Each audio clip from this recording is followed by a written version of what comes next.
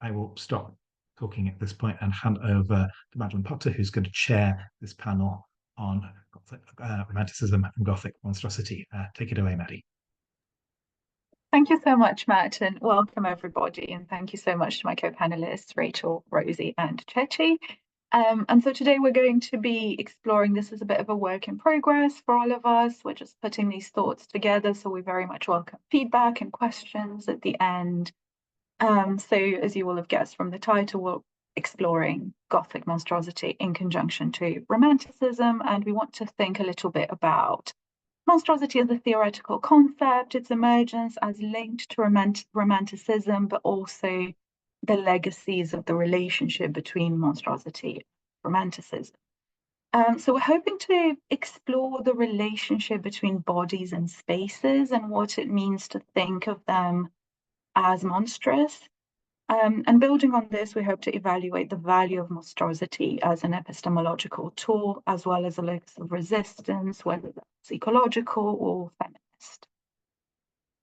So to do this, we're going to take things chronologically, which means the first speaker today is going to be Rosie, who's going to be looking at monstrosity as not contingent on the body itself, but more in terms of space through a focus on Ann Radcliffe. We'll then move on to Rachel, who will ask how environments or environmental features can fulfill the role of the monster without necessarily trading in the realism or plausibility of the natural for the supernatural, by looking at Anne Bannerman and Mary Robinson. And Rachel will be questioning what it means to make monstrous environments now.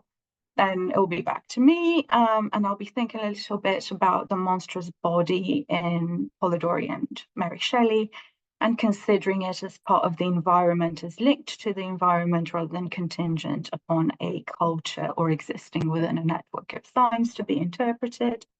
And I'll think a little bit about what this might mean in terms of a theory of monstrosity conceptually.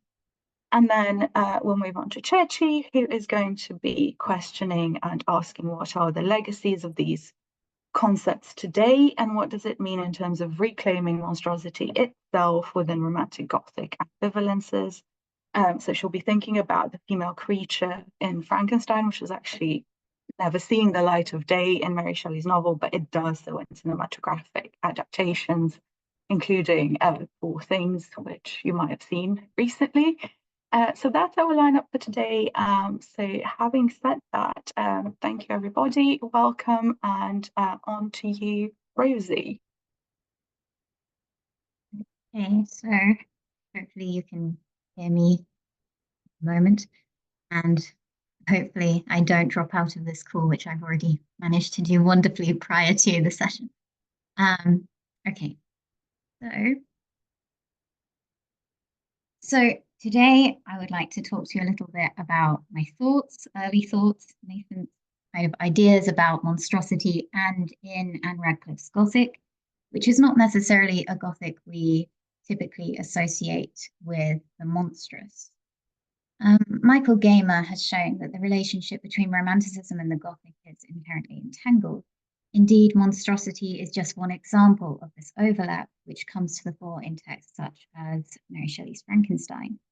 Wright and Callahan note that the creature in Shelley's novel possesses a textual and corporeal monstrosity. Through the creature, Shelley questioned relativism and morality, modelled a kind of Rousseauian natural education, and played with our boundaries around mortality in the body itself. While there is significant research on the role of romantic monsters as understood in this way, a marginalized and abject figure, less has been done with Gothic monstrosity of the late 18th century. And it's this kind of amalgamation that I'll be looking at and considering in this paper, through the figure of the 18th century Gothic villain, which Davison has suggested problematically possesses heroic potential, which I think is kind of familiar way that we analyze Shelley's monster too. So my paper today reflects on the relationship between Gothic villainy, space, and monstrosity through the works of Radcliffe. There have been significant critical papers on the theatrics and function of landscapes and spaces in Radcliffe's novels from scholars such as Milbank, Bowles, Johnson, and Townsend, among others. It is the relationship between villainy and space as potentially configuring the monstrous, which my presentation poses. And I will, for the purposes of brevity, overlook or exclude, at least for now, socio-historical and political readings of the significance of the monstrous aristocrat, which I do think are very important, but for the purposes of today's talk, at least focus instead on the ways that monstrosity seems to work in the Radcliffe. So, in her reading of Radcliffe's The Romance of the Forest, Eva Koenig frames the heroine's journey as a series of human spatial configurations through which she must test patriarchal figures and secure a safe haven through an effeminized and ideal father. In other words, the heroine experiences characters, their strengths, threats, and attributes through spaces such as ruins, chateaux, and forests. While scholars have pointed to the patriarchal connotations of ruins in Radcliffe's Gothic, Kristen Girton and Peter Otto more recently have focused on their affective potential. For Girton, through the heroine's proximity to danger, Radcliffe engages in a Kantian sublime, conjuring an empowering kind of terror. Meanwhile, Otto has read for the inscrutability of space in the Mysteries of Udolpho, where refraction intensifies in the Gothic castle owned by the villain Montoni, and I quote, "Refraction here follows no universal laws, architecture follows no apparent plan, and Udolpho lacks any discernible point at which it is anchored in the real, apart from Montoni, whose purposes remain unknown." For the heroine Emily, then, the villain is inherently connected to an unnavigable setting, and it is from this position that I would then like to read The Romance of the Forest. So, returning to The Romance of the Forest, Marquis de Montholt's monstrosity, the primary villain in this case, becomes tangible through a collusion with space. According to Jakub Lipski, the villain is an aesthete. This is revealed in his villa where, quote, "visual pleasure and the narratives behind it are complemented by signifiers of luxury and sensual experience involving the senses of smell and taste." The Marquis is undeniably attractive and uses his villa to enhance his appeal and encourage others to trust. He is not monstrous in the sense of being repulsive. In fact, it is an overcultivation which ultimately signals his monstrous potential. His noble deportment proves a false insurance. After Adeline escapes the villa and lands in his garden, we get a greater sense of his manipulation of space. Like their owner, the lawns that Adeline finds herself in are refined and soon hold a confusing grip on the heroine, just as de Montfort does. The boundaries of the property conspire against Adeline, forcing her again and again on a circuitous path and never bringing her to an exit. Despite trying to effect a picturesque naturalism, Adeline finds herself in what Sophie Thomas might consider a dramatic simulation of nature. That so-called simulation is, I would argue, monstrous. And I take this quote from Radcliffe. It's just as Adeline enters the garden and you see how beautiful it is. Then she had little doubt of escaping either by some broken fence or low part of the wall. She tripped lightly along, for hope played around her heart. The clouds of the late storm were now dispersed, and the moonlight, which slept on the lawns and spangled the flowerets, yet heavy with raindrops, afforded her a distinct view of the surrounding scenery. She followed the direction of the high wall that adjoined the chateau, till it was concealed from her sight by a thick wilderness so entangled with boughs and obscured by darkness that she feared to enter, and turned aside into a walk on the right. It conducted her to the margin of a lake overhung with lofty trees. The garden, as I have mentioned, is undeniably beautiful, in the same way that the villain is dangerously attractive. However, the composure and composition of the scene relative to the growing panic of the heroine, as she finds no broken fence or low wall to execute her escape, is disconcerting and unnatural. Indeed, the gardens give the impression that the Marquis, though not physically present in the scene, remains a controlling presence. As Bowles asserts, Radcliffe gives us a landscape theorist's idyll of containment and achieved serenity from the anything but serene perspective of a feminine object who does not consent to be contained, an aesthetic nightmare of boundless power. As as Adeline continues to seek an escape route, she reflects that if the Marquis detected her in an attempt to escape, he would probably burst the bounds with which he had hitherto prescribed to himself, and that she had the most dreadful evils to expect. Like the unknowability of the space, then, the boundaries of the Marquis's temper and behaviour are inscrutable and threatening.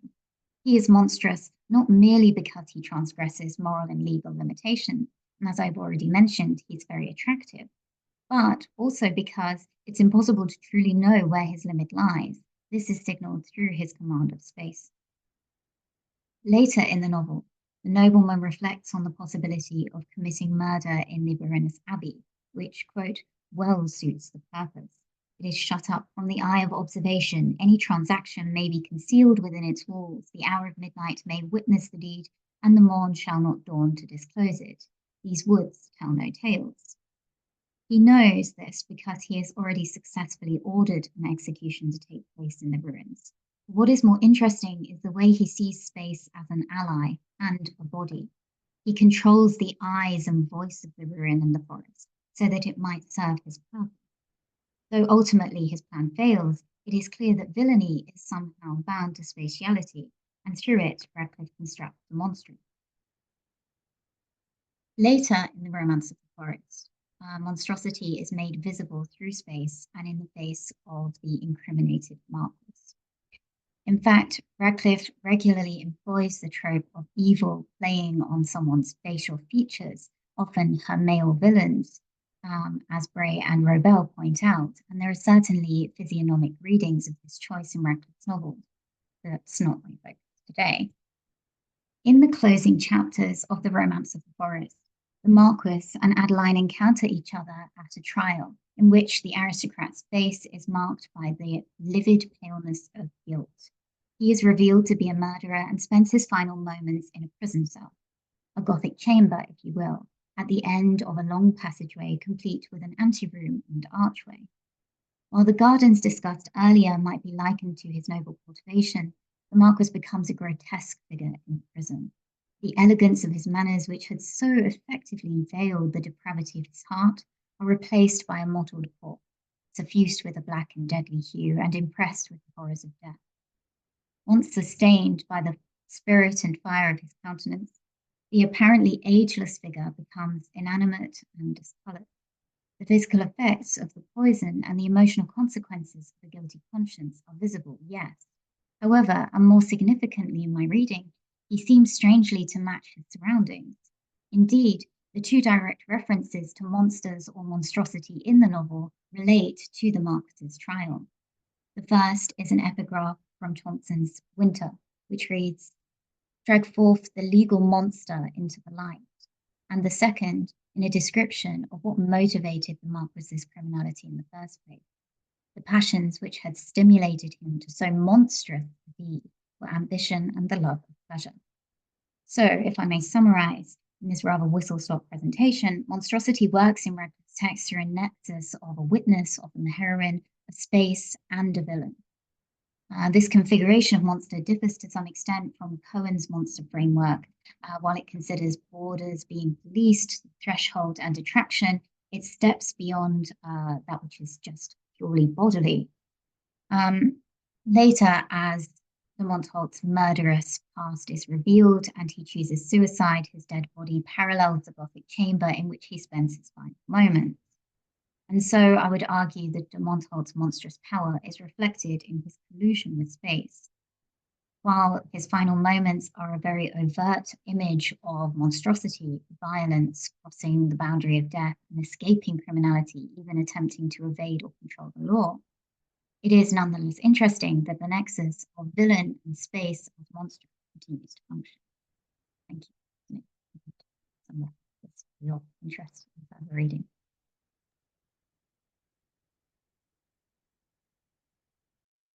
Thank you so much, Rosie. That was absolutely wonderful, and I'm sure everybody's really enjoyed it. So much food for thought. And so next up, we've got Rachel. Rachel, so on to you. Thank you. I'll just wrangle my slides.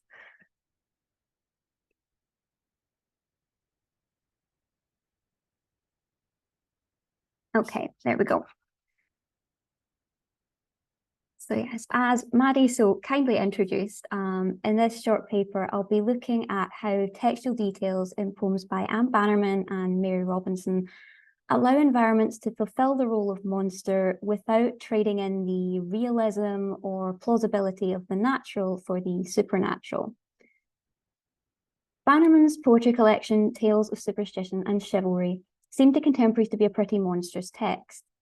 One disillusioned reviewer for the British Critic described it as fancy perverted to the purpose of raising only horror and raising it by preternatural agency, while another objected to the monstrous imagery of her poems as eternally tormenting those readers who'd had their fill of the Gothic. Preternatural agents do indeed feature across Bannerman's works in the typically monstrous sense of hybrid and magical beings and creatures as inspired by her folkloric source materials. Her mermaid from the poems of 1800 is very promisingly monstrous. She likes her terrifying category-crossing body and has every intention of using it to frighten, harm, and avenge, such that Matthew Heilman has described her as a personification of pure hatred and unadulterated rage. Quite the resume. Bannerman's The Black Knight of the Water also offers a supernatural scenario pretty familiar from folklore. We have a man who is cautioned to appeal to God 3 times before crossing a marsh, and of course he completely forgets. This causes a mystical water knight to rise from the depths. He can apparently walk on water. He weathers the plants beneath his feet, and he is impervious to water and weaponry. Basically, everything is but a scratch, and he's a pretty darn terrifying bloke. But unlike him, readers are on fairly solid monstrous ground. Thanks to the fairy tale-like formula, we know the supernatural rules are at play, and so the monstrous figure, for all his logic-defying powers, isn't much of a surprise. Mary Robinson's The Lady of the Black Tower seems to call upon a similar type of preternatural being to Bannerman's The Black Knight. So her heroine is terrified and haunted by a fairly typically Gothic monster, who keeps magically appearing to very helpfully tell her that her crusading lover has died.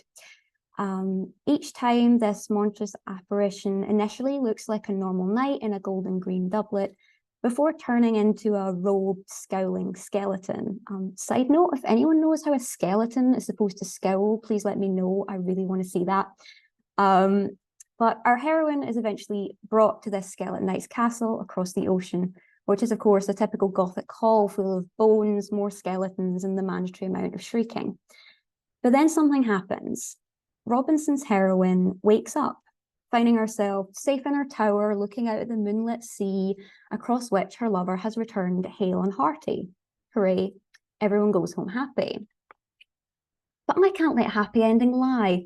So I would argue there's something more sinister and more interesting at work here than in the other supernatural monster poems that we've touched on, where Jacqueline Labby uses the sighting of the monster within the dream as striking evidence of a retreat from violence that she tracks across some of Robinson's poems.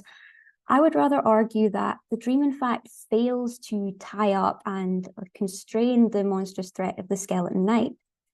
Instead, I would suggest that he's very much still present outside the dream in the form of the sea, and that it was the sea that infiltrated our heroine's dream in the first place and was transmuted into this skeleton knight. So the knight's gold and green doublet and the streaming light from his eyes map quite tidily onto the sea, which is coloured like the emerald bright and green, and which reflects the yellow moon and gold streaked sky throughout the poem.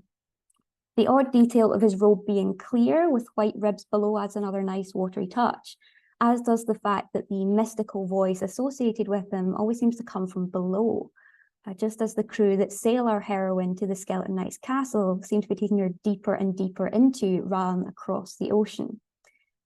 His main recurrent feature, the doublet, may in fact encourage readers in such seeing double. Since, unlike Bannerman's Water Knight, this Gothic monster thus escapes the dream to become part of the landscape that the heroine views as she opens her eyes, elements of the realistically natural retain the potential to be embodied, agential, and in many ways seemingly supernatural, but crucially, without ever insisting that the sea is anything more than the sea. This poses the interesting question, what happens if nature itself becomes the seat of monstrosity? Bannerman's The Fisherman of Lapland, also in Tales of Superstition, plays with this idea in constructing a world in which the monstrous object is much harder to pin down. This one's quite tricky to summarise since people don't actually agree on the plot, but the main terrifying object of this poem is a shadow, apparently cast by nothing, that is encountered by a traveller on a cliff top, which is later revealed to be the place where Peter, who is the titular fisherman of Lapland, was shipwrecked and died in a storm. So the shadow is implied to be his sort of strange two-dimensional ghost. Rather than forming a backdrop to the action, the environment borrows pieces of typically human embodiment from all the characters of the poem. So where Peter is this weird 2D stamp, the sea that swallowed him has apparently stolen enough of his physicality to be frost-ribbed. The full flowing tide seems to threaten the faint traveller with the possibility of fading out of being entirely, and his role as the traveller, which is inherently defined by motion, is usurped by the single star lighting the scene, which is repeatedly journeyed throughout the poem while he has been stopped and unmoving from the moment we meet him. So both human parties, living and dead, are left powerless and fixed in a way that we would normally associate with these now newly animate natural features. The main moment of horror and the poem's promised subject, the supposed drowning of the fisherman Peter in the storm, is never actually narrated. Instead, we then have the shadow of the tale, as we have the shadow of the man. Human bodies and bodies of tech seem to have been swallowed by this strangely empowered landscape, which notably, again, doesn't need to become overtly supernatural or transcend its realistic remit in order to initiate a kind of subject, object, active, passive category crisis in the reader that makes it seem threatening and monstrous. The final text I want to touch on today in our little whistle-stop tour is Robinson's The Hermit of Mont Blanc, aka The Murdered Maid, which takes this all a step further in offering a landscape which I think outmonsters the poem's own villain. That's my pitch anyway, rather than sort of conspiring with or aiding him as we saw in Rosie's Romance of the Forest. So Robinson's poem offers a fairly conventional Gothic narrative. A young woman who pined monastic horrors is pursued and killed by a tyrannical male figure. Since this ruffian, who's part of a passing army, is characterized as a dark fiend and like hell's worst demon, we might naturally expect him to make a pretty convincing monster for the piece. However, this entire little Gothic plot of pursuit and murder happens off stage. And since the tyrannical ruffian is only introduced in line 190 of a 200-line poem, its monstrosity falls a bit flat. Or rather, in the midst of the big unsettling build-up, the reader is, I think, encouraged to have conjured or identified other monsters in the meantime. The prime candidate for this other monster, I would argue, is the wind. First, it is ominously animated in Gothic terms as having a broad wing that blackened the hermit's hut. Very good, spooky. Second, in a much lengthier and more tensely dramatized section than recounts the actual murder, the wind fulfills that typically monstrous role of inducing fear in the dead of night, terrifying the hermit over multiple verses. Thirdly, and most curiously, the wind seems to commit parody murders of the maid long before the ruffian kills her, thereby usurping his role time and time again.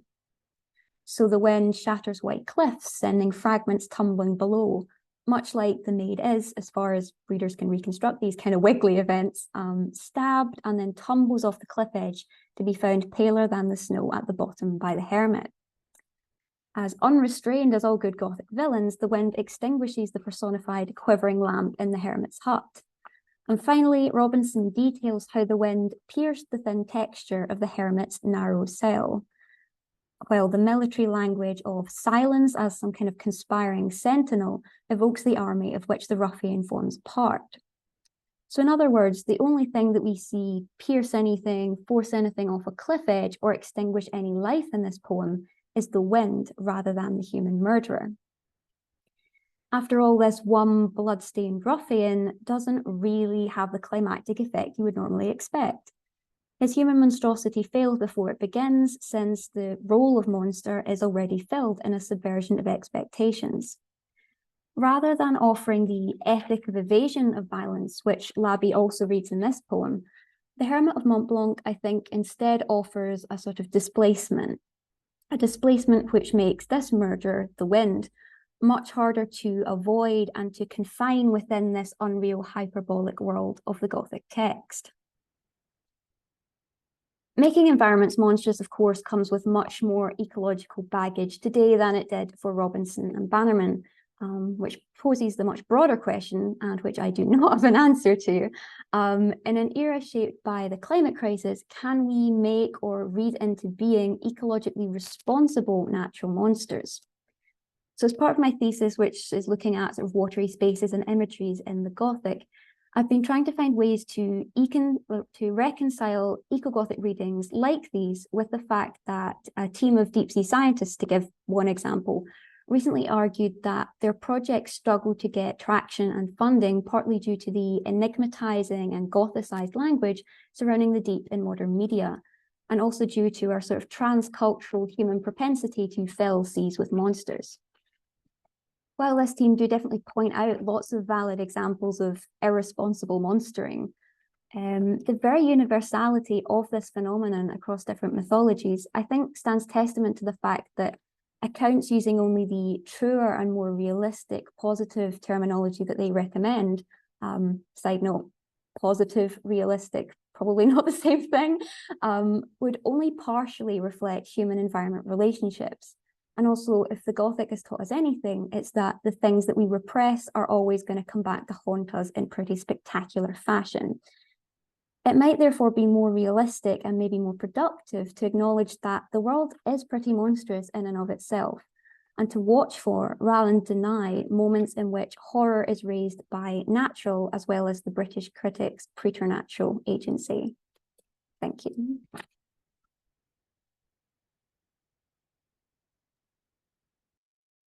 Thank you so much, Rachel. That was absolutely wonderful. I really enjoyed the question of ecologically responsible natural monsters today. I think that's a really interesting one.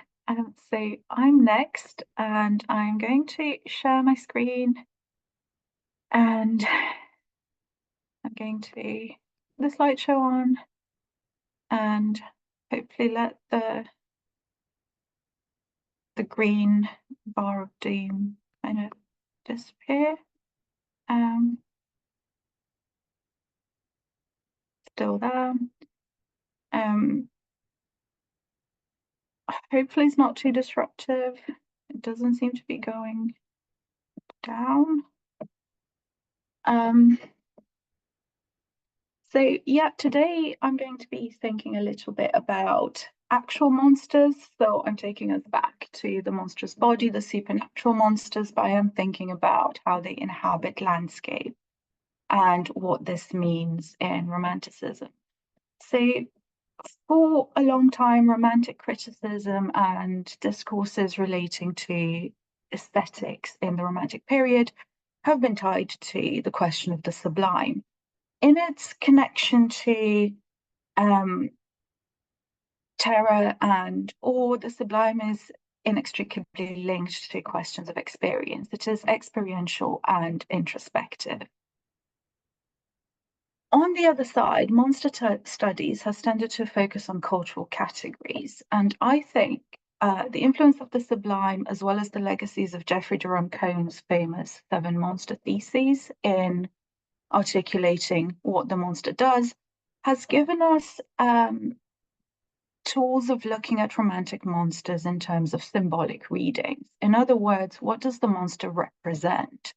What does the monster teach us about our own experience? Now, what I would like to do today is try to think a little bit about how we might move beyond those questions of what the monster represents. So in his very first monster thesis, Geoffrey Jerome Cohen posits that the monster's body is always cultural.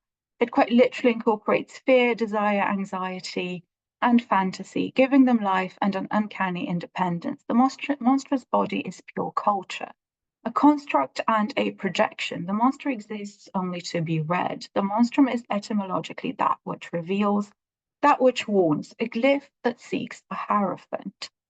But what if we actually cannot read the monster? What if the monster exists outside our capacity for language, for meaning, and for understanding? What if actually the monster is not a projection, but an ontological autonomy? So recently, critics have tended to move away from the idea of reading Gothic stories as essentially just in terms of representation. In her God in the Gothic, Alison Milbank has proposed taking the narrative in Dracula at a quote face value, whereas Jack Fennell has also pushed back against questions of allegorizing readings. And this is very much the line of analysis I also take in my forthcoming monograph. And that's partly because sometimes the Gothic and the monstrous tend to exist within the domain of the unspeakable and the uninterpretable. In his poems on the naming of places, Wordsworth enacts an act of knowing and of claiming the environment. Critics, including Bate, have explored this kind of narrative of naming the place in conjunction to the biblical narrative of God instructing Adam to essentially look after the environment and to name the creatures, which takes us back to Genesis 2:19, where Adam is instructed to call every living creature a name, and therefore that is the name that we have it. So it's essentially an anthropocentric vision of subjecting the natural world, the beasts of the natural world, to human perception and to human understanding. If we name them, we know what they are and we can subject them or dominate them. But in their introduction to the very influential volume Eco-Gothic, William Hughes and Andrew Smith have noted that the impulse of the Romantic Gothic is somewhat different from the impulse of Romanticism more generally. And that is because its drive is towards death, alienation, and emptiness. And they illustrate this by looking at Mary Shelley's Frankenstein and proposing that Frankenstein's language is, I quote, secondhand, and has no authority to name and to claim, and so claim ownership over nature. So essentially, if we are working with a language that is secondhand, how can we interpret what it means? How can we actually interpret three-language monstrosity if we actually don't have that language? This conundrum leads to a necessary abandonment of the allegorical or cultural signifying assumptions of monstrosity.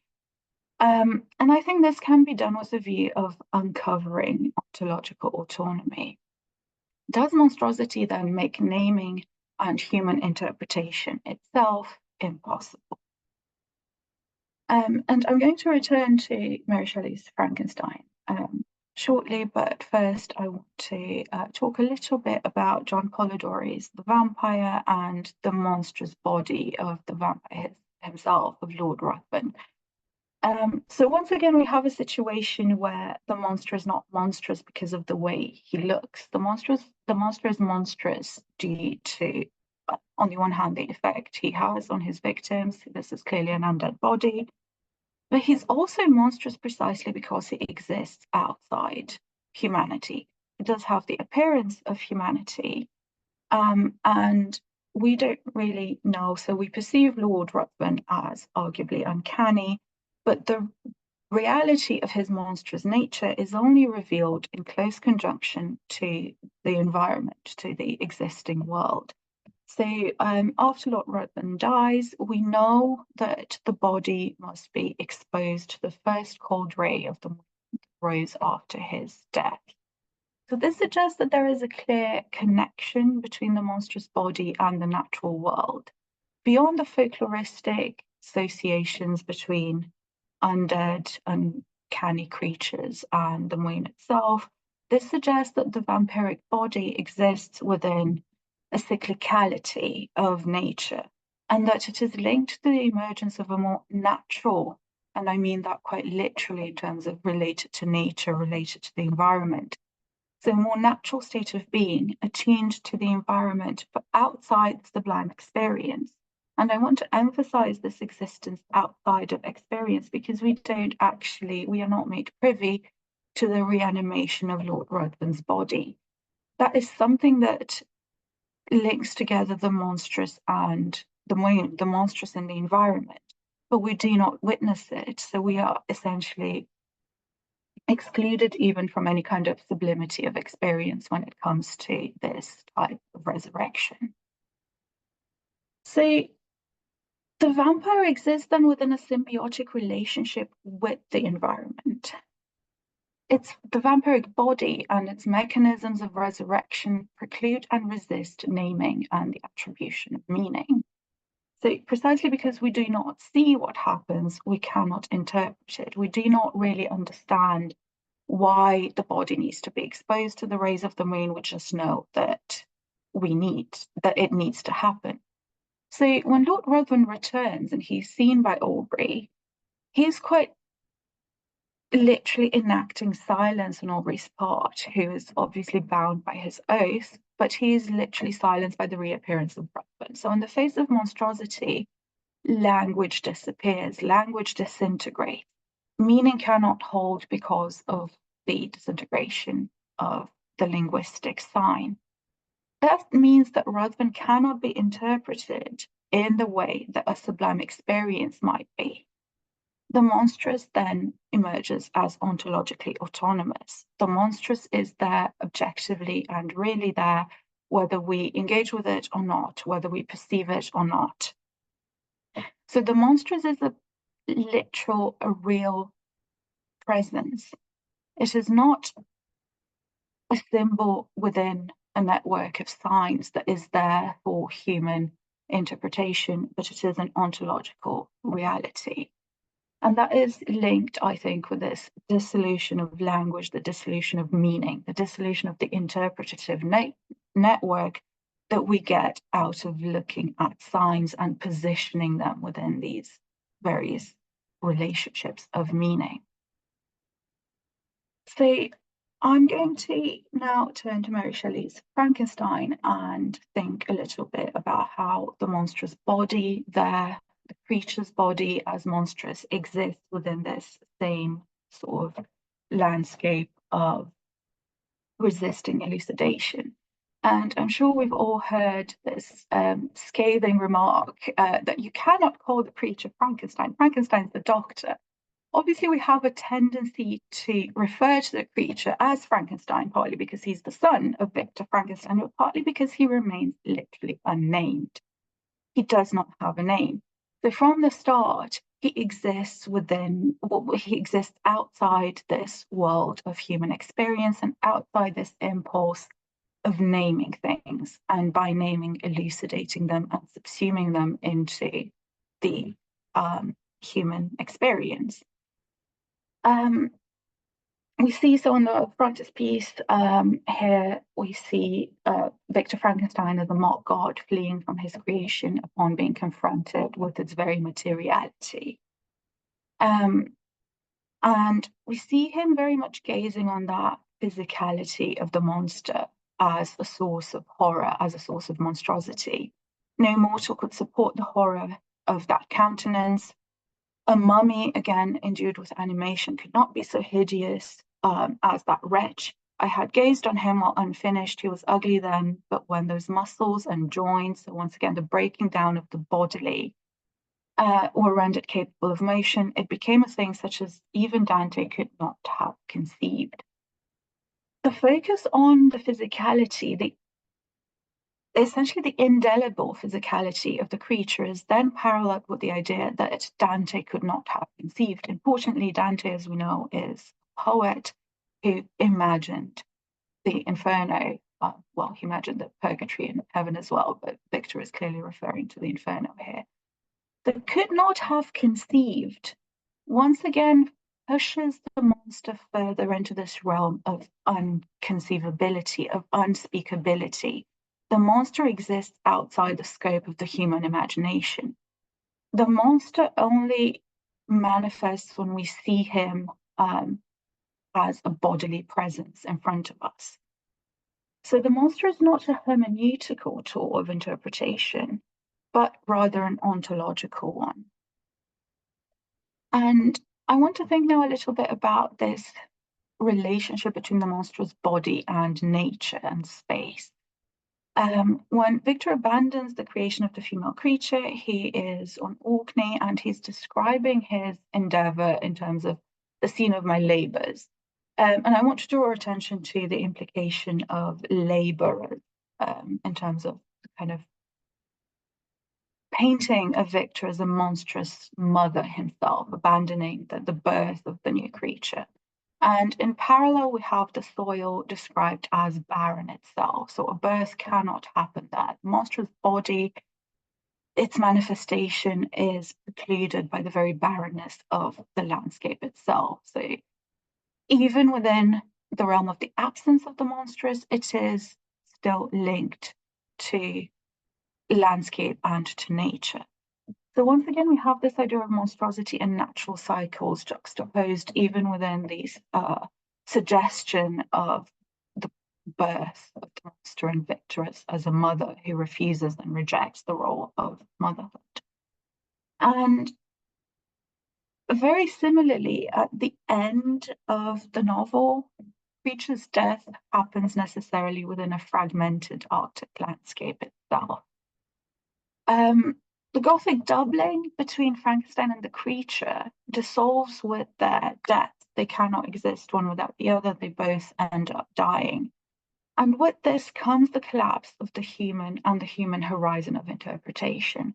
But importantly, even though we know that the monster is heading towards his own destruction, we get at the end the focus on him, independently of the interpretative horizon that Victor or the text might give him. And the narrative ends with him springing from the cabin window on the ice raft, which lay close to the vessel, and then being borne away by the waves and lost in darkness and distance. So by ending in darkness, once again, darkness and distance, we end outside that realm of human interpretation. But we also see how the monstrous body dissolves into the landscape that it inhabits. The monstrous body becomes the nature that it inhabits, which I think ties in with the questions that Rachel was posing then in terms of what happens when nature itself becomes monstrous. So nature itself becomes tinged with the monstrosity of the monstrous body. Now, what does this mean? So these are some questions and some reflections that, again, are very much a work in progress.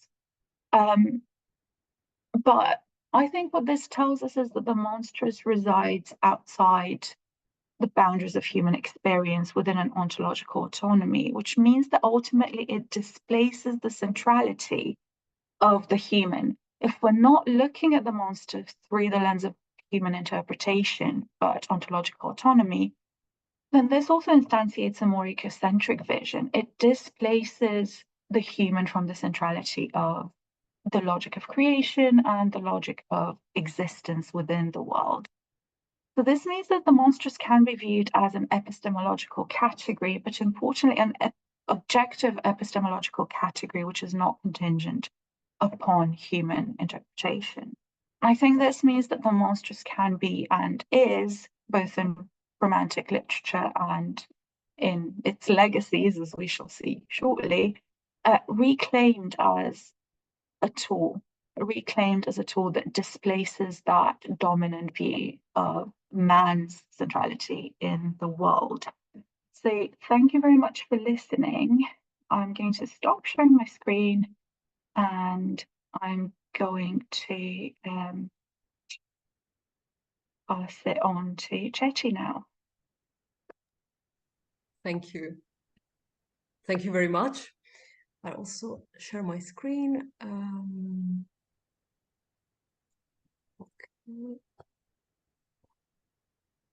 Okay, sorry from the beginning. Okay. So female monstrosity in literature and cinema, from Frankenstein to Poor Things. February saw the release of the latest film by acclaimed Greek director Yorgos Lanthimos, which won the Golden Lion at the Venice Film Festival and 4 Oscars. It is based on a novel published in 1992 by Scottish author Alasdair Gray. The film is set in a bizarre version of Victorian London and follows Bella Baxter, a high society woman who, after committing suicide, was resurrected by the eccentric surgeon Godwin Baxter. Bella was pregnant when Godwin found her and decided to keep her alive by putting her unborn baby's brain into her cranium. Bella is currently an infant within an adult body and is gradually acquiring the ability to move, speak, and operate within the surgeon's house. But soon she develops a desire for the outside world and embarks on a trip across Europe with the lawyer Duncan Wedderburn, who becomes her lover, resulting in a journey of personal growth. As Bella navigates the world without any inhibition or prior conditioning and with a child's perspective, she questions the rules of society and the control that the men around her attempt to impose on her. So Mary Shelley's Frankenstein, of course, serves as an evident source of inspiration for both the book and the film. For instance, Bella's creator, Dr. Godwin Baxter, is similar to Victor Frankenstein. His name recalls Mary Shelley's philosopher father, William Godwin, and Bella refers to him as God, a designation that connects him to the theme of creation and the dangers associated with the attempt to substitute God and force nature through scientific research. However, unlike Victor Frankenstein, who has been interpreted by critics as a failed parent who abandoned his child, Godwin represents a positive father figure for Bella. His faith in science has both a positive and a negative connotation. Positive because it is linked to the idea of progress, which it conveys to Bella, and negative because Godwin himself was the guinea pig of his father's experiments. However, he accepted his father's abuses since his motives were linked to the advancement of knowledge and science, so he considered them necessary and justified. If Godwin parallels Victor, Bella could be compared to the monster, his creation, with the difference that she is female. The concept of a female monster is actually already contained in Shelley's book, an element that has relatively small space in the novel, but which has since become a trope, a recurring motif, especially in cinema. In Mary Shelley's book, the monster asks Victor to create a mate for him, and Victor begins to do so, but then decides to destroy her in a scene of intense violence and afterwards throws her limbs into the ocean. I thought with the sensation of madness on my promise of creating another like to him, and trembling with passion, tore to pieces the thing on which I was engaged. The wretch saw me destroy the creature on whose future existence he depended for happiness, and with a howl of devilish despair and revenge, withdrew.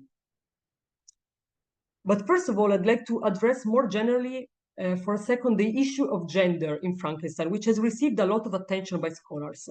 The voices of 3 main narrators dominate the novel, while female characters play a very little role in it, and Elizabeth and Justine, two female characters, die tragically because of the actions of the male characters. Moreover, Victor's most passionate emotional relationships are with men rather than with women. With Walton, for example, with the creature itself, and Clerval, Henry Clerval. Victor seems to fear the female monster more than his original creation for many reasons. First of all, because of her sexuality and power to give birth. In fact, Frankenstein's story represents what happens when a man tries to procreate without a woman, using unnatural modes of reproduction. So he fears the monster's offsprings and the risk it would pose to mankind. Even if they were to leave Europe, I can't read okay. I just can't read they have to move a few things just to read the quote. Even if they were to leave Europe and inhabit the deserts of the New World, yet one of the first results of those sympathies for which the demon thirsted would be children, and a race of devils would be propagated upon the earth. He also fears that the monster might have a will of her own. Again, the quote, and she who in all probability was to become a thinking and reasoning animal, might refuse to comply with the compact made before her creation. He also fears the fact that she could reject the monster as a companion due to his ugliness. She also might turn with disgust from him to the superior beauty of man. She might quit him, and he be again alone, exasperated by the fresh provocation of being deserted by one of his own species. In conclusion, he wants to deny the existence of the female monster because he is afraid of her freedom and independence from male control.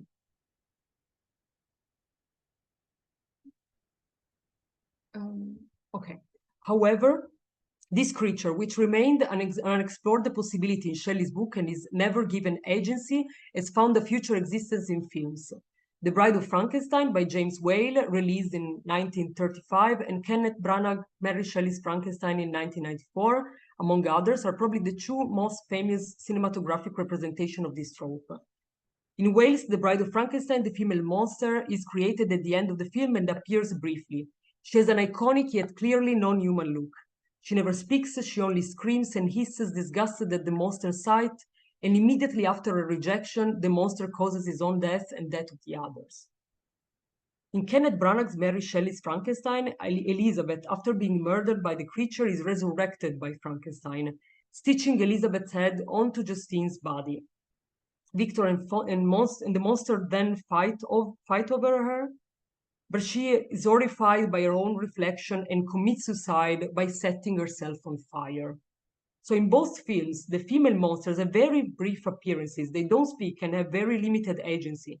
They are both objects of desire, but also visibly boundary creatures, as they have been defined, because of their physical appearance, most notably the scars that show that they are an assemblage, a collection of parts. In Lanthimos' Poor Things, the female monster trope is given another twist. Bella is the result of an experiment made by a man, but unlike the other female monsters, she has agency and speaks for herself. She has no sign of monstrosity, but there are elements of diversity that emphasize her being a boundary creature too. Her very long hair, her jerky movements, the way she speaks, using a funny mixture of childish and polished language, and their eccentric clothes. As has been pointed out by scholar N.K. Mellor, Shelley's novel is characterized by the denial of all overt sexuality and the repression of sexual desire in the male as well as the female. For example, the death of Elizabeth on her wedding night, killed by the creature, could be interpreted as the eruption in violence of the erotic desires in the novel. Poor Things completely subverts this aspect of the novel. The discovery of sexual pleasure plays, in fact, a key role in Bella's growth and search for her identity. The film contains strong and pervasive sexual content, graphic nudity, a long sequence in a brothel where Bella decides to use her body as her means of production to gain financial independence from her lover. But it is precisely this factor that has caused the debate. Critics and the audience are divided between those who called Poor Things a feminist manifesto and those who found the film's feminist message and version of female liberation superficial or controversial. Those who described it as a feminist film emphasize the fact that it deals with male possession and control over women. In fact, all the men in the film want to control Bella, and her independence represents something new and unknown to them. So she's perceived as different. Since she has no prior knowledge of the world, Bella openly rejects the rules of society, which in Victorian times were, of course, particularly strict. And moreover, the space given to sex and female pleasure has been viewed as positive, since it has been rarely explored in cinema. But those who criticized the film stated instead that for a narrative so thematically concerned with the liberation of women, Bella's story resembles more a male fantasy of what a woman's journey of self-discovery would be, and female pleasure and sex are portrayed as men dream of them. It has also been observed that the screenwriter, director, and author of the book are all men. In cinema study, the concept of male gaze has been introduced by feminist critic Laura Mulvey in her 1975 essay, Visual Pleasure and Narrative Film. It refers to the representation of women in Hollywood films as objects of desire for the pleasure of the male heterosexual viewer. For instance, Bella possesses exceptional beauty and is highly desirable, and the mere fact that she's attractive moves the narrative forward. Other examples of criticism were that the themes such as menstruation or fear of pregnancy were omitted, that Bella's time at the brothel is presented as an interesting sexual experiment which has no repercussions or violence. There was also concern about the moral ambiguity of having a character engage in sexual intercourse while lacking the mental maturity of an adult. So in conclusion, the representations of the female monster in cinema so far do not escape the dynamics of desire and of the male gaze. It has been pointed out that in the film, for example, the Bride of Frankenstein, Wales film, in the bride's creation scene, the emphasis is on seeing rather than making the female monster, since the unveiling of the bride is the most anticipated scene in the film. So the visual component in cinematic portrayals of monsters is extremely important already, of course, but it becomes even more crucial when the monster is female. Thank you.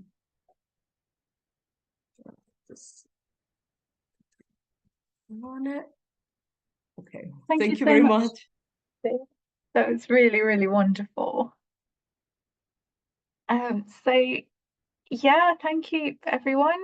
And we are now open to questions and discussions. So feel free to either pop the questions in the chat or also if you want to put your hand up and ask them live, that's also really fine. And I'm just going to look at the chat before, and if I miss anything, please do let me know. So we had a comment for Rachel, which was saying, I was just talking to the director of Vermin's, aka Infested, a new film about killer spiders, who was talking about how he wanted to show viewers that the spiders are part of the natural world and only monstrous if we make them that way. E.g. by taking them into the wrong environment. He really wanted to tell a monster story responsibly, which chimes nicely with what you were saying. And then from Jane, I am researching the monstrous feminine in 19th century literature, interested in the link between the monstrous feminine and menstrual cyclicality. Jane, have you looked at Barbara Creed's The Monstrous Feminine? Because she does talk about that in quite a lot of detail. And then we have a question, I think me, I have a question regarding the point of ontological monstrosity. Does it mean that the concept of a monster in the romantic context can be both ontological, human imagination cannot conceive, and epistemological monster is defined by the human culture?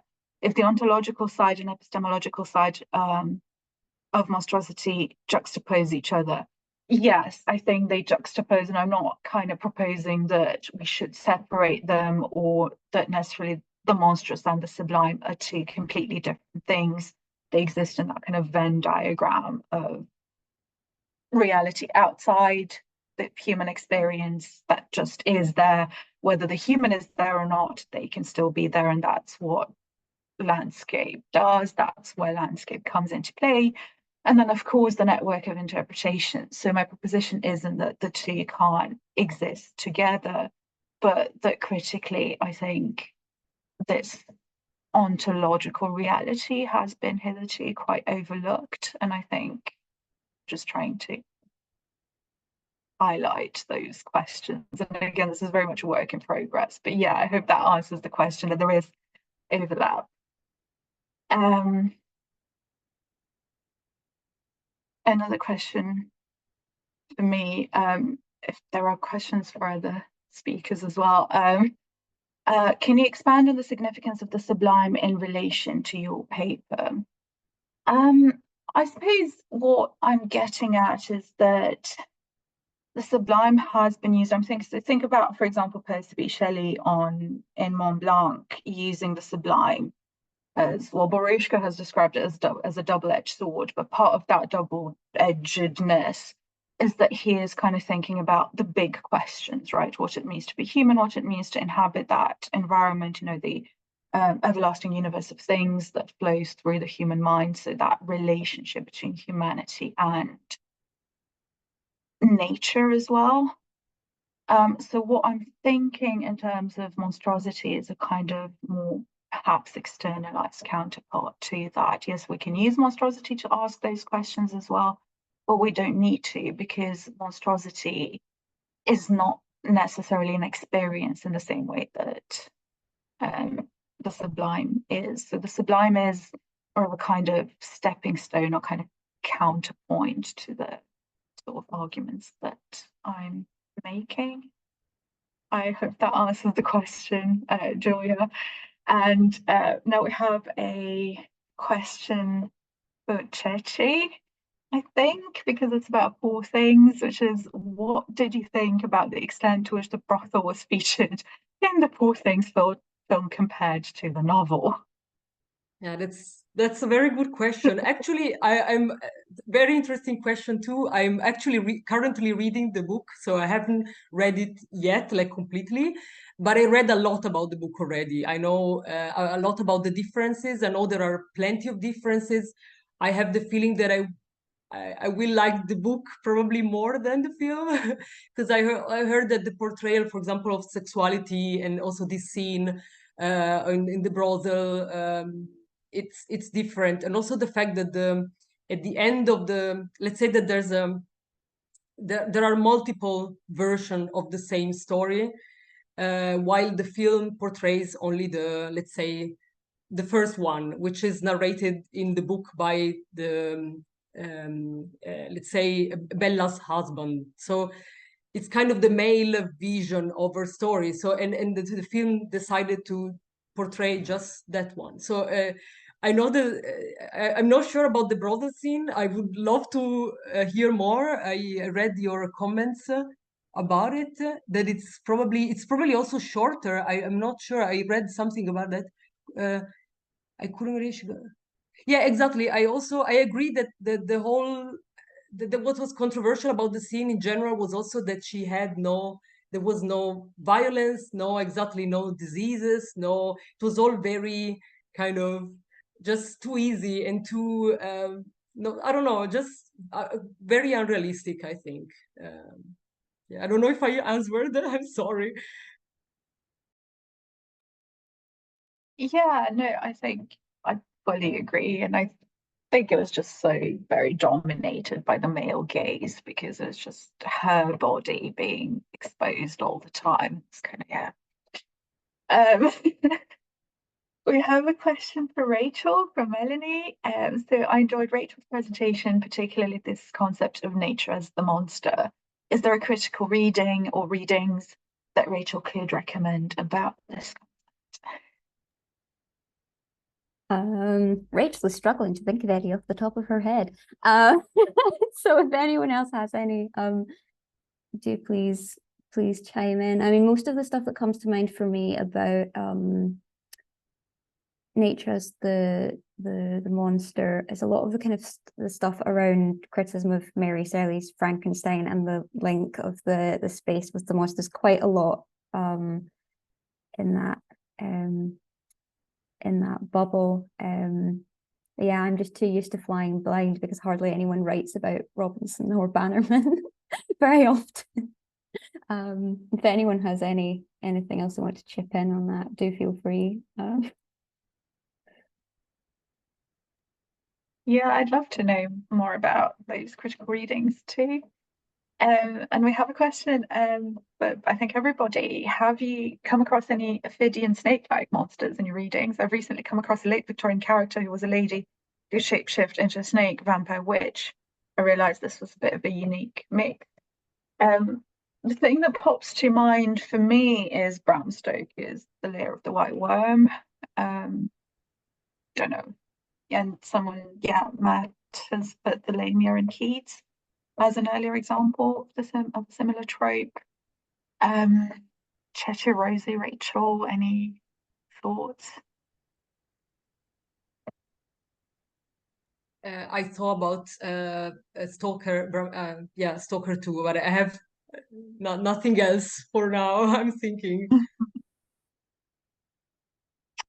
Yeah, I have to think about it. It feels like there must be more.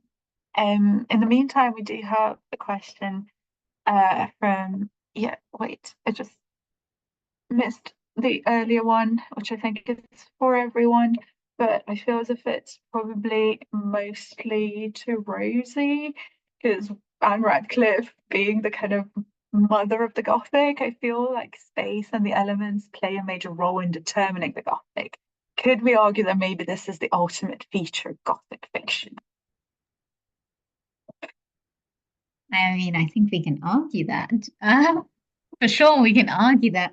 I'm not certain that it's space alone. At least the book I'm working on would argue it's time through space. So something where the two interact is maybe the ultimate feature of Gothic.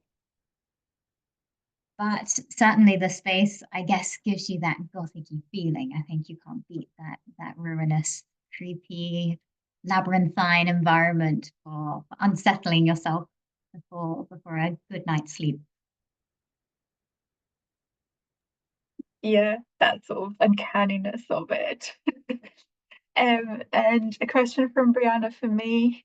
Could you discuss this interesting frame about the ontological autonomy of the monstrous in relation to how the human and the monstrous fit into each other, essentially? Isn't it also true that the monstrous can be human and the human monstrous? Would your framing ask us to confront the unnameable, unknowable, and unspeakable, because I'm struggling to even as a mouthful to say, within within as well as without? Yes. So actually part of what I do in my monograph now is that I'm kind of looking at, so I'm framing it theologically in my monograph, and I'm kind of defining theological monstrosity as kind of welding of human nature and demonic nature, and that's where kind of the monstrous emerges from. And all the kind of implications of what that means, yes, for within as well as for without. But that's still, I think, an ontological condition rather than just purely experiential. I hope that answers the question, Brenna, because I think it's about the way this monstrous nature, whether it is inside or outside the human, exists objectively, rather than just purely interpretatively.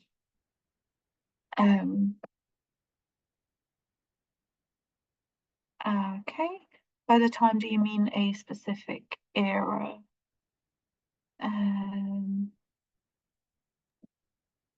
I think I'm guessing that was. It's a continuation of the previous question. Sorry about that. I didn't make it very clear. And I'm asking because I'm researching children's Gothic currently. And children's Gothic moves out of the Victorian era and a certain place, even in the world. I mean, it's placed everywhere and in any time, even in modern times, like Gothic fairy tales, such as written by Neil Gaiman and things like that for young adult literature. That's why I'd like to know what you think about it. Thank you very much. Okay, so my current research, or hopefully soon research, will be about the readability of time through space. So not necessarily tied to one specific era. I have an affinity for Radcliffe. It was my PhD focus. So that's why I gravitate towards what might be quite a familiar Gothic frame of this kind of strange early modern configuration, or even medieval kind of image of pastness, but with a pressingly present political agenda, I think, when you read Radcliffe's work. And I think reading in a similar way can work across the Gothic as a mode. It doesn't need to be limited to Gothic in that traditional sense. In fact, the global Gothic is always confronting us with this interaction between like the historical, political, social reality and how that can be written on and experienced through moving in a space. So that's at least my kind of research direction.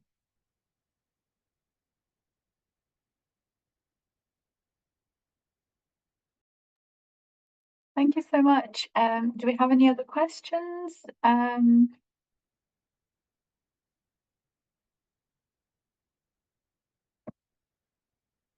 I suppose, oh, I've got a question for all of us. I mean, for Rachel, Rosie, and Chechi. I guess I'm wondering what that kind of negotiation between nature and supernature, if we might call it that, or the natural and the supernatural.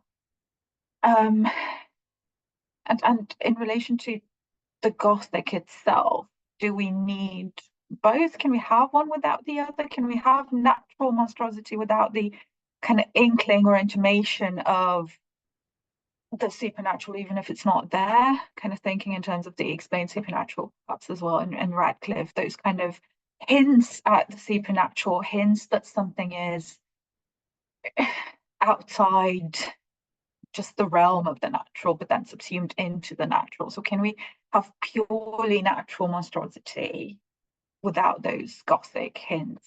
Those kind of be interested in what you all think about that.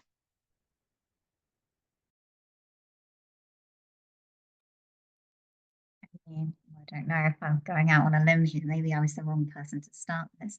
I would think that if it's a purely natural monstrosity, and you can feel free to disagree with me, that maybe it wouldn't work either because it would be too disconcertingly brutal or something, that it was then more horrific.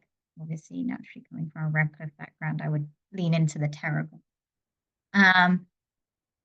And then if it was, I don't know, if it's too believable, it's not quite the monstrous in that way. It's not, I don't know, there must be some grain of truth to it and something that stretches us. And I guess that the potential of the supernatural is stretch. So I would suggest that it needs to be there even as an implication from Radcliffe rather than reality. But someone else take over. It's far more eloquent than me. Oh, that isn't me then, but I turned my mic on, so you have to make do. Yeah, I mean, I think I'm very much a kind of terror person, much like Rosie. But I think even though my talk was very kind of natural monster focused, I think because they're always kind of teetering on the edge, as Maddie said, of that possibility that maybe, just maybe, the frame of reference might shift. For example, like with the characters waking up or something like that, the fact that the rules of the world can change, particularly in literature, in a way that they maybe, can't in the real world, and that sort of state of category crisis and that sort of vertigo of not quite knowing where you might end up sitting is, I think, one of probably the most exciting things that one of the most exciting things that monsters can do. They love chaos, and that's one of the very good ways of creating it, I suppose. They do, I agree. And then there's of course the question of whether Frankenstein's creature can be a natural monster, because ultimately, especially if we think about Poor Things and the reiteration, that created scientifically, and mind you, there was the whole kind of galvanism discussion happening and the experiments. So this is not pure fantasy rooted in reality, which kind of leads to perhaps Amy's question about why do you think the relationship between Romanticism and monstrosity still fascinates us so much in the 21st century? Why are there, and I've lost the question. Yeah, there it is. Why are there so many echoes? For example, Poor Things, which romantic monster would you like to be resurrected in an upcoming film? Melmoth, definitely Melmoth the Wanderer for me. I'm really sad that there's been no adaptation of Melmoth that I know of. But yeah, Chechi, Rosie, Rachel. Yeah, I can say something about the fact, I don't know, I feel that a particularly fascinating thing about like the monster, and also that that could answer the question, why is it still fascinating for us today, is the moment of creation. Because while I was looking, like watching the scenes, like the different scenes of in the different movies of the creation of the monsters, no, and this moment is always it's always like a very long scene with a lot of parallelism, of course, in the history of cinema. I could see a lot of also interesting connections between, for example, Poor Things, like the scene of creation, let's say, and the scene of Maria's creation in Fritz Lang's Metropolis. So like this classic in German cinema, and which is she's a robot, for example. But this they all kind of parallels, and they're all very similar. And I feel that this is probably one of the things that most fascinate, that are still most fascinating today, is this moment of the creation, the experiment, it's still, I don't know, I had the feeling that it's kind of always the crucial scene and the crucial part of these films about monsters, even today. Yeah, absolutely. And I think that's also that moment of creation ties in with kind of sort of probing the limits of humanity and kind of playing God, right? I'm thinking, for example, of you know, how in 1945 in the Scientific Monthly they used the metaphor of modern Prometheans to refer to the atomic bomb, and then how Oppenheimer was described as the American Prometheus. So is Oppenheimer as well kind of adaptation of Frankenstein, and kind of instantiating these questions of well, where do we stop, right? Which might apply to discussions around AI and so on and so forth as well. So we do have 2 more questions that are waiting to be answered. And 3 more questions actually. One from Matt: to what extent do you see modern Gothic texts such as Poor Things and the works Rachel was alluding to at the end of her talk as continuous with Romantic period Gothic? Are they usually reiterations or transformations, or quite different in what they do?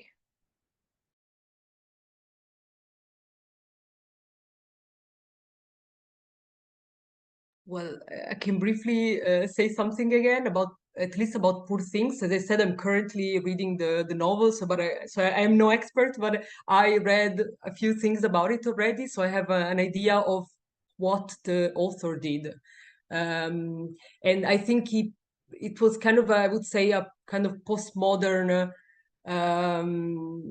revision of the myth of Frankenstein, because he plays with this idea of like different texts, different versions of the same story, or this like complex structure that the novel has, with like letters, and then let's say the story told by the monster, and then like all these kind of layers, and he also plays with that. And at the beginning there's even kind of an introduction by the author, who presents himself as the editor. So it's kind of very kind of a playful way to, I think, rethink also the typical features of Gothic literatures and of this novel in particular. Sorry, I can't. Okay, fine.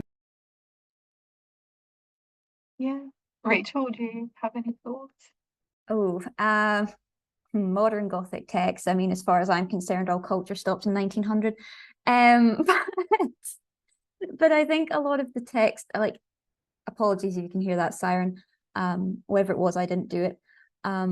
But I think the reason that these kind of themes and these characters do kind of come back so much, and I think sometimes in really quite recognizable and quite similar forms, is that things like playing God, as Maddie was talking about, do still apply to us and what we're thinking about so much now as they did then. And also just monsters in general, like as long as we're defining ourselves as against others. Like there's always an us and them. Someone is always the other we're meant to be scared of at any particular moment. And as long as there is an other, I think there are always going to be monsters. So yeah, this is as far as I can go on modernity. Yeah. And then we have two more questions. Is the idea experience of nature's monstrousness less prevalent in non-Christocentric cultures? Would the non-Christocentric readers find much of this Victorian Gothic less scary? Does anybody want to take that one? I can say something to that maybe, but not as an expert, just as someone that enjoys reading global Gothic things.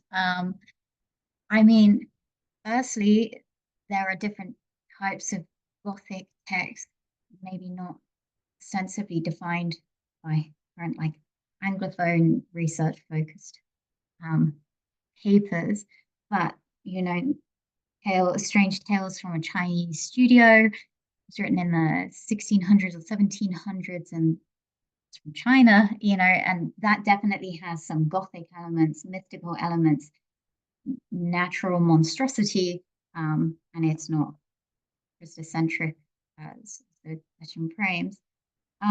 Whether Victorian Gothic texts would become less scary to a particular audience, yes, maybe, but speaking of adaptations, there's a really nice or really different adaptation of Frankenstein in Baghdad, which really plays with this feature of monstrosity, but also the ways that human interactions, human selfishness, also human hopes for something more and something better and something, an afterlife that's not necessarily in the Christian sense, it still has salience. So I think that Gothic as a concept that brings us closer to that boundary of mortality and monstrosity as really playing with that has salience across different. I think that's why Gothic is so appealing and why we have adaptations. Kind of, yeah, in line with global.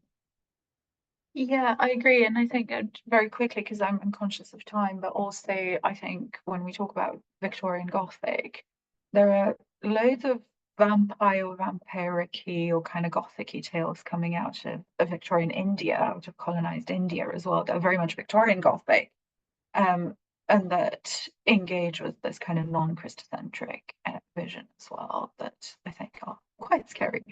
So we do have another question for Rachel.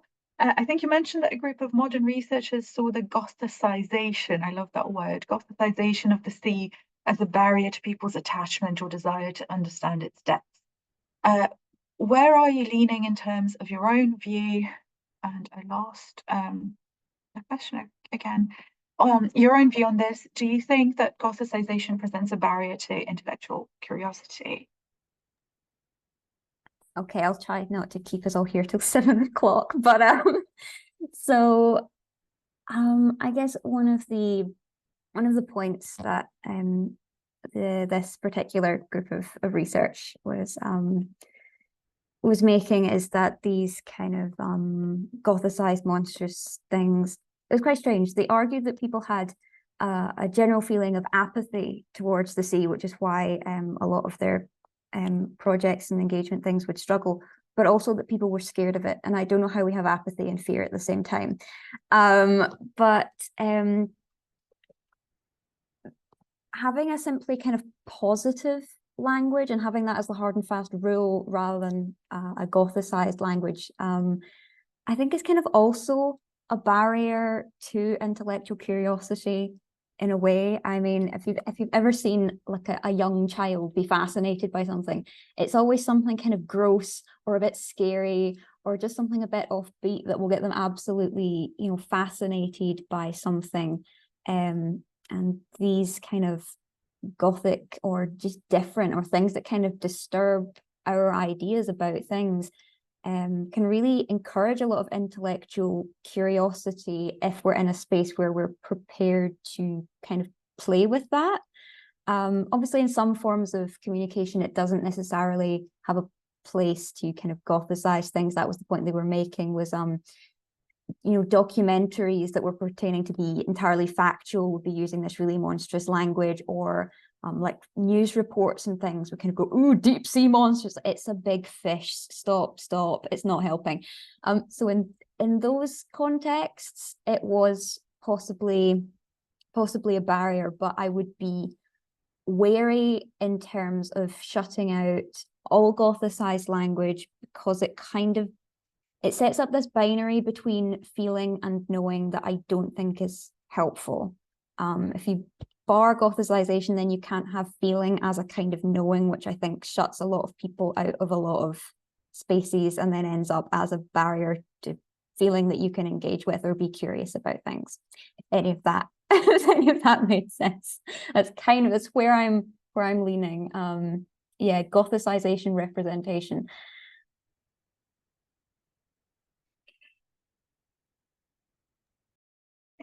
Thank you so much. And thank you everybody for spending this Thursday afternoon / evening with Monsters and Monstrosity and joining us. And I think Matt mentioned that if you do have any questions that you would like to ask after the recording ends as well, you can do that if that's more comfortable. But let me thank you again, everybody, for your wonderful questions. Thank you, Rosie, Rachel, and Chechi, for helping just make this so amazing, and yeah, for all your wonderful presentations. And thank you so much, Matt and Amy, for making this possible, for hosting us, for having us here today to chat about monstrous things. So thank you. Matt, do you want to take over? Well, thanks very much for a fabulous panel. I don't need to say anything more about that. You can see the cascade of thank yous in the chat. Please feel free to add your thanks or to use your virtual hands to applaud. As Maddie says, we will cut off the video now in case anyone wants to ask a question without being recorded and potentially hosted on YouTube. But can I just thank our speakers again for a really fabulous session?